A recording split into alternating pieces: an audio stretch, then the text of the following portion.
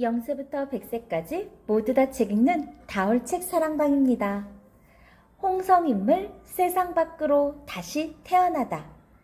2020 시민제한 공모 지원 사업으로 홍성 지역 역사 인물에 대해 알아보고 현 시대에 맞게 강연, 전시, 공연, 다양한 체험 활동의 기회를 10월 달에 갖게 될 건데요.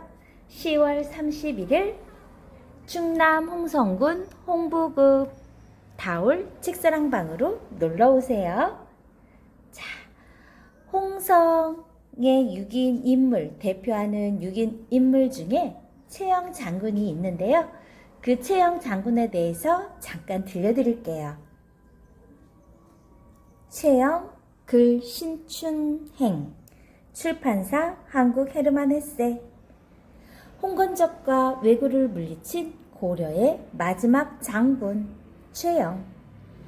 고려 후기의 명장이며 충신인 최영 장군은 흔들리는 나라의 운명을 끝까지 지키려다 뜻을 이루지 못한 고려의 마지막 장군이에요.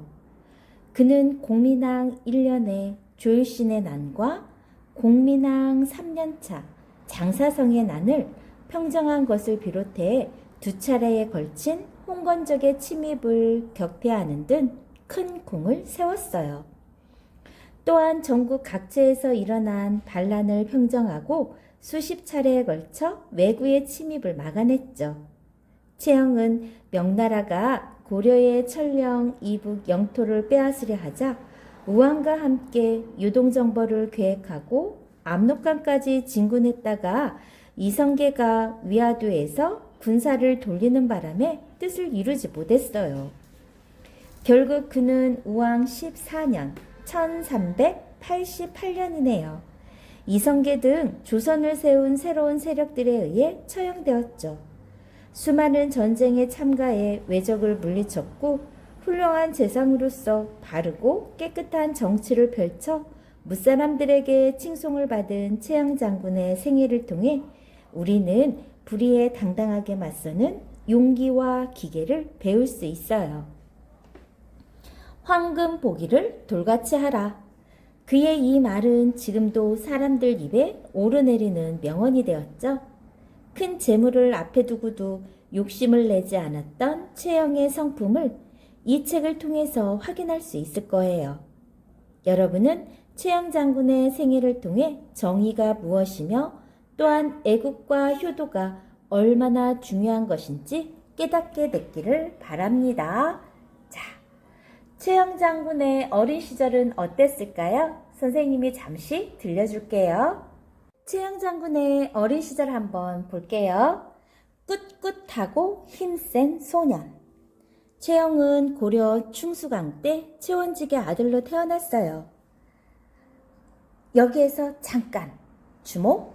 충남 홍성군 홍부읍 노은리에서 태어났다고 전해져 온답니다. 책에서는 그 내용이 나와 있지 않아서 선생님이 강조하는 거예요. 홍부읍에 있어요. 최영 장군의 사당도 만들어져 있죠.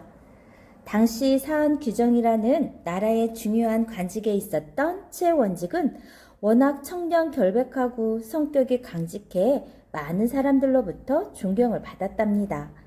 청렴 결백한 아버지를 둔 덕분에 집안 형편은 비록 어려웠지만 소년 최영은 그늘진 모습이 없었어요. 누구 앞에서나 당당하고 꿋꿋하고 게다가 힘이 아주 장사였대요. 온 산과 들판이 싱그러운 초록빛으로 가득한 어느 봄날이었어요. 언덕 밑에서는 말을 달리며 무술 시합을 하는 소년들의 기합 소리가 우렁차게 울리고 있었죠. 건장한 소년들이 엎치락 뒤치락 힘을 겨루다가 그중 한 소년이 의견을 내요. 얘들아, 우리 중에 누가 가장 힘이 센지 알아볼 좋은 방법이 생각났어. 소년들은 흥미로운 표정으로 물었어요. 야, 어떤 방법인데? 저쪽 언덕 위에 있는 돌부처 말이야. 마을에서 얼마 떨어지지 않은 소나무 언덕 위에는 언제부터인가 돌부처 하나가 서 있었습니다. 저 돌부처를 메고 누가 더 멀리까지 가는지 시합해볼까? 소년들은 박수를 치며 찬성했어요. 자, 그럼 내가 한번 해보지.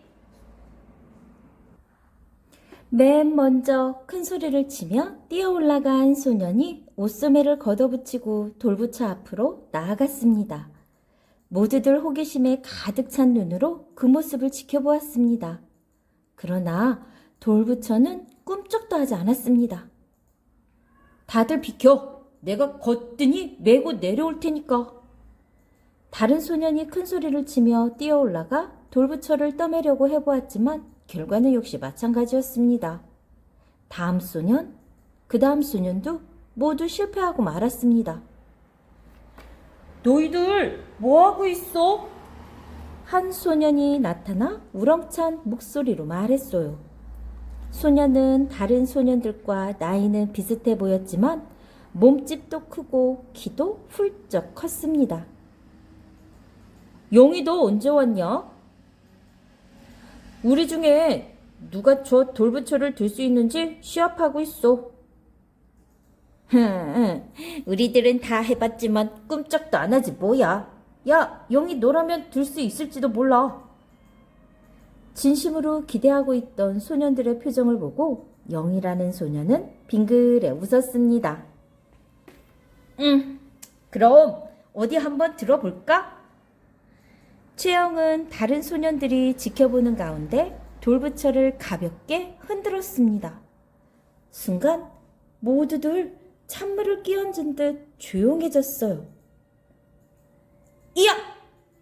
영희의 기합 소리와 함께 무거운 돌부처가 보기 좋게 들어 올려졌어요. 최영은 몇 걸음을 걸은 뒤 돌부처를 다시 제자리에 갖다 놓았어요. 와, 역시 채영은 장사다. 장사야. 이 힘세고 듬직한 소년이 바로 훗날 고려를 위해 목숨을 바쳐 싸운 백전백승의 명장 바로 채영 장군이랍니다.